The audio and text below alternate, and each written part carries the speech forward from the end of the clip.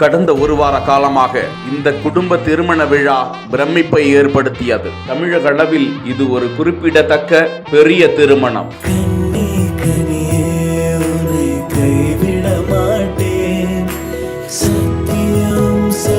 ஒரே இடத்தில் ஒன்று கூடிய ஏராளமான தலைகள். யார் இந்த RS முருகன்?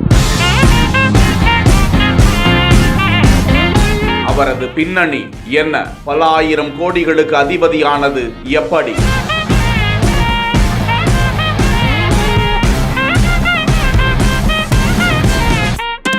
இந்தியாவின் தமிழ்நாட்டில் உள்ள திருநெல்வேலி நகரத்தை சேர்ந்த ஒரு குறிப்பிடத்தக்க தொழிலதிபர். அவர் தொழில் முனைவோர் மனப்பான்மைக்கு பெயர் பெற்றவர். தனது முயற்சிகள் மூலம் உள்ளூர் பொருளாதாரத்திற்கு குறிப்பிடத்தக்க பங்களிப்பை செய்தவர். அவரால் ஏராளமான வேலை வாய்ப்புகள் உருவாகியுள்ளன என்று கூறலாம். நெல்லை மாவட்டத்தின் விஜயநாராயணம் பகுதியில் மிகப்பெரிய பங்களா, பாளையங்கோட்டையில் மாபெரும் அலுவலகம், முக்கியமாக அரசு டெண்டர்களை எடுப்பதில் மிகவும் முனைப்பு காட்டுபவர் RS முருகன். திமுக ஆட்சியாக இருந்தாலும் சரி, அதிமுக ஆட்சியாக இருந்தாலும் சரி, இரண்டு கட்சி நிர்வாகிகளிடமும் மிகவும் நெருக்கம் கொண்டவர். இரண்டு கட்சிகளும் மாறி மாறி ஆட்சியை பிடித்தாலும் இரு கட்சிகளின் ஆட்சியின் போதும் RS முருகன் முக்கிய அரசு திட்டங்களை ஒப்பந்தம் எடுக்கும் அளவுக்கு செல்வாக்கு மிக்கவர். அதிமுகவின் நாங்குநேரி தொகுதி முன்னாள் செயலாளராகவும் பதவி வகித்த காலமும் உண்டு. இந்த நிலையில் RS முருகனின் மூத்த மகன் விஜய ராகுலுக்கும் மணப்பெண் வைஷ்ணவிக்கும் இந்த கோலாகல திருமணம் நடந்திருக்கிறது. தமிழக, கேரள, கர்நாடக,